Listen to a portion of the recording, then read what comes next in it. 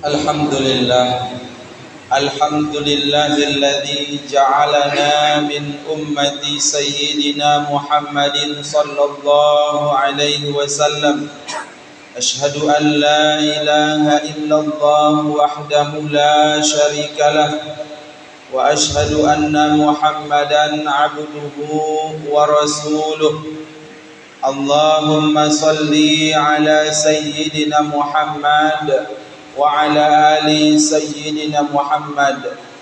أما بعد، فيا عباد الله، أوصيكم ونفسي بتقوى الله. اتقوا الله فقد فاز المتقون. كما قال تعالى في القرآن العظيم: أعوذ بالله من الشيطان الرجيم. بسم الله الرحمن الرحيم.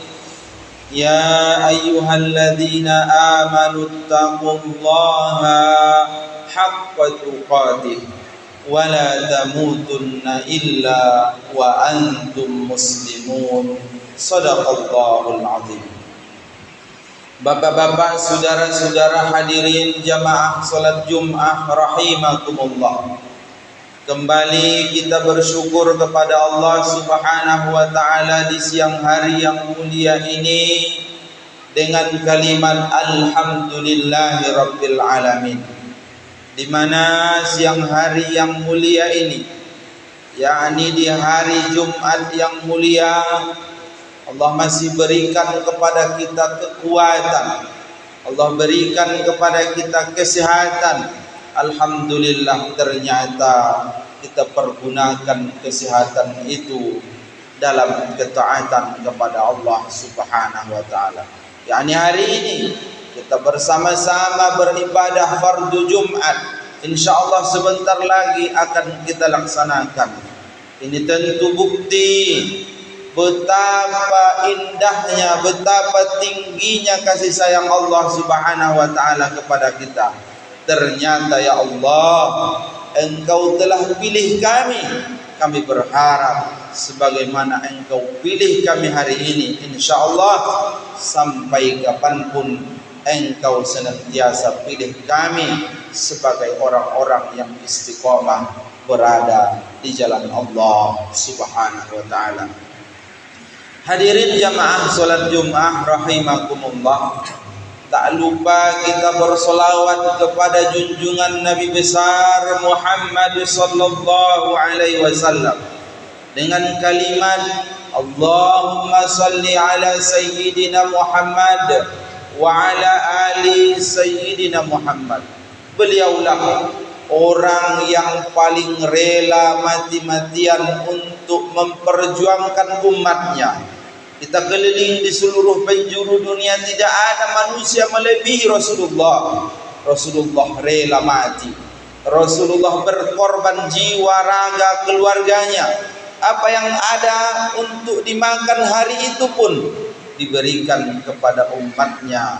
Asalkan umat Rasulullah senang, asalkan umat Rasulullah bisa belajar agama Islam dengan baik, maka layak setiap hari, terutama di hari Jumat, kita memperbanyak solawat untuk kekasih kita, untuk habibi kita Rasulullah sallallahu alaihi wasallam. Kemudian melalui khutbah yang ringkas ini, khatib mengajak kepada kita semua, mari saudaraku, mari bapak-bapak, saudara-saudara, kita tingkatkanlah kualitas keimanan dan ketakwaan kita. Tentu hanya untuk Allah Subhanahu wa taala. Kita tidak mau kualitas iman kita 10 tahun yang lalu sama dengan hari ini. Kita tidak ingin bagaimana kita taat kepada Allah Ta'ala karena dipaksa, karena mungkin malu kepada tetangga, karena mungkin tidak enakan. Hari ini saya sudah berumur 50 tahun, kalau saya tidak pergi Jumat, saya malu kepada jiran tetangga saya. Harusnya itu perkataan 10 tahun yang lalu. Hari ini kita sudah rubah niat tersebut. Hari ini kita sudah perbaharui niat tersebut, karena iman kita insyaallah hari ini jauh lebih baik daripada iman kita 10 tahun yang lalu. Hadirin jamaah salat Jumat rahimakumullah. Adapun judul khutbah ringkas kita di kesempatan yang mulia ini adalah 3 macam golongan manusia di mana mereka bertiga ini tidak akan dipandang oleh Rasulullah sallallahu alaihi wasallam di yaumul kiamah nantinya. Mereka walaupun misalkan masuk surga di akhir-akhir penghisapan, mereka misalkan awal-awalnya sudah masuk ke neraka, namun setelah itu Allah ridho kepada mereka masuk surga mereka. Namun Rasul menjamin Rasulullah tidak mau memandang 3 golongan manusia ini. Siapa saja mereka? Yang pertama adalah orang-orang yang durhaka kepada kedua orang tuanya. Orang-orang yang tidak mau berbakti kepada ayah ibunya. Orang-orang yang senantiasa menghardik ayah ibunya. Orang-orang yang senantiasa mendongkol kepada ayah ibunya. Allah Subhanahu wa taala berfirman, "Fala taqul lahumā uffin wa la tanharhumā." Jangan sekali-kali kita mengatakan kalimat kepada ayah dan ibu kita. Jangan kita hardik mereka. Jangan kita buat hati mereka bersedih. Jangan kita buat hati dan hari-hari mereka senantiasa mengingat kita, mengatakan, mengadu kepada Allah Ta'ala. Ya Allah, ibni, ya Allah, anakku setiap hari berbuat maksiat, setiap hari membuat hatiku sedih. Kalau kita termasuk orang seperti itu, maka benci Rasulullah kepada kita. Rasulullah tidak mau memandang kita di yaumul kiamah. Hadirin jamaah salat Jumat rahimakumullah. Kalau orang tua kita masih hidup, tentu kita perlu setiap saat menanyakan apa keinginan orang tua kita, menanyakan apa kira-kira perbuatan kita yang ingin kita lakukan yang diridhoi oleh ayah dan ibunda kita. Tapi sayang, apabila ayah dan ibunda kita telah pergi, maka tidak ada lagi tempat kita berbakti. Satu-satunya jalan bagi kita untuk berbakti adalah senantiasa menziarahi kuburnya, menziarahi makamnya. Tiada hari kecuali mengirimkan doa kepadanya. Tiada tahun kecuali senantiasa berinfak atas nama ayah dan ibunda kita. Tidak ada hari yang kita lewati kecuali beramal soleh. Niat kita beramal soleh untuk kesenangan ayah ibunda kita, agar mereka mendapatkan raudhatun min riyadil jannah, taman-taman surga. Mereka mengatakan kepada malaikat nanti di alam barzah, ha anak ibni, itu adalah anakku.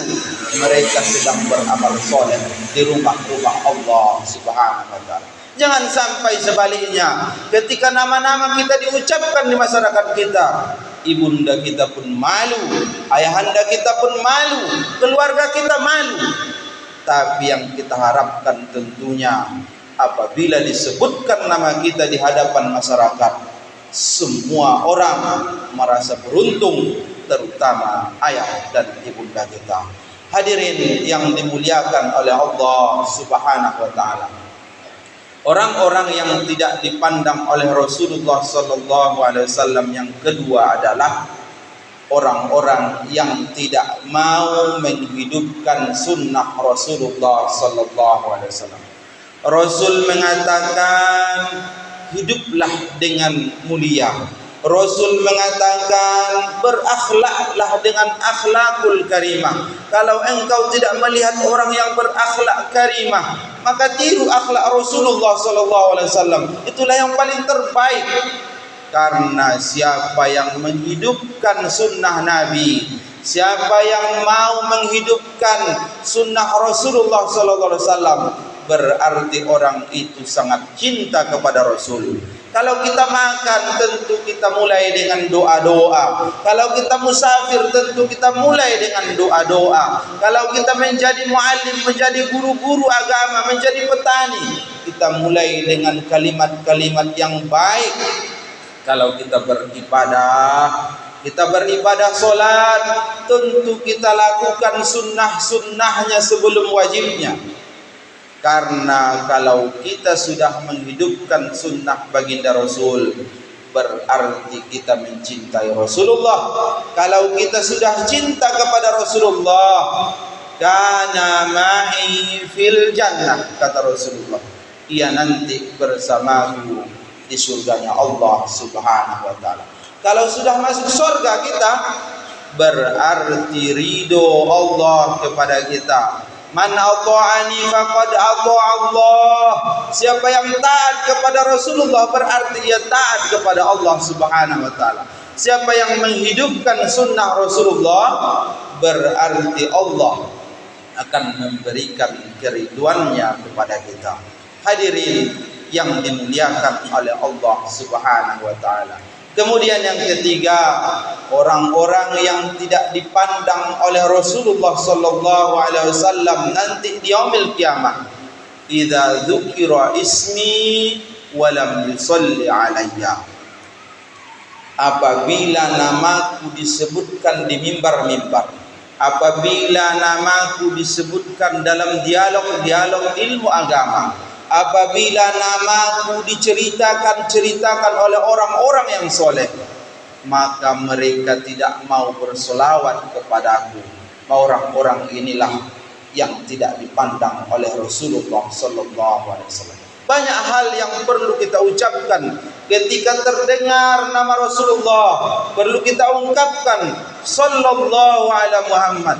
Perlu kita ungkapkan sallu ala sayyidina Muhammad. Perlu kita ungkapkan alaihi salatu wassalam. Perlu kita ungkapkan sallu ala habibina wa rasulina Muhammad sallallahu alaihi wasallam.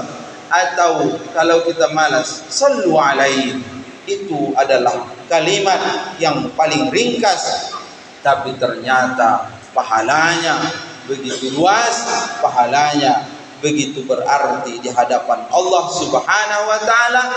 Dan insya Allah dengan tiga hal ini, kalau kita mau berbakti kepada orang tua, kita akan dipandang oleh Allah dan Rasulullah sallallahu alaihi wasallam. Kalau kita menghidupkan sunnah Rasulullah, insya Allah Rasulullah akan cinta kepada kita. Ia akan memandang kita nanti di yaumil kiamah apabila kita sering bersolawat kepadanya. Terlebih lagi di hari Jumat, tentu Rasulullah akan bangga kepada kita, akan senantiasa membersamai kita di surganya Allah Subhanahu wa ta'ala. Hadirin yang dimuliakan oleh Allah Subhanahu wa ta'ala, mungkin demikianlah khutbah kita di kesempatan yang mulia ini. Semoga kita semuanya digolongkan dari golongan orang-orang yang dipandang oleh Rasulullah sallallahu alaihi wasallam, ridho Allah kepada kita, ridho Rasulullah sallallahu alaihi wasallam kepada kita. Kami tutup dengan kalimat at-taibu minadz dzambi kaman la dzambalah, at-taibu habibur rahman innahu huwal ghafurur rahim.